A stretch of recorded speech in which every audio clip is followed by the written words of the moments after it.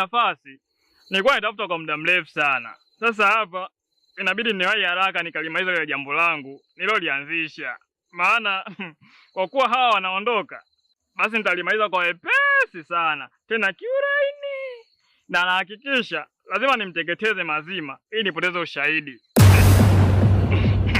Na nikifanikisha hili, nitahakikisha baba Arafa pia lazima nimteketeze kabisa. Maana yule anajikuta kielehele na zile mali. Na lazima mali nisimiliki tu. Na mimi niitwe boss, niitwe tajiri, niitwe kurubembe la mtaa.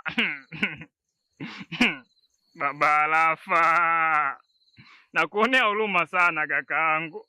Maana kwa hili sina huruma kabisa. Maana kwenye mali, ujue mali na ndugu vitu viwili tofauti. Lazima tu nikuteketeze kakaangu. Mahana umezidi kielehele. Na utanijua kama mimi ndo kumzenza au ni nani. Maana tushazoea kuniona mdogo mdogo, sasa hivi ni mkubwa, tena mkubwa wa gizani. Na lazima nikutoe uhai wako.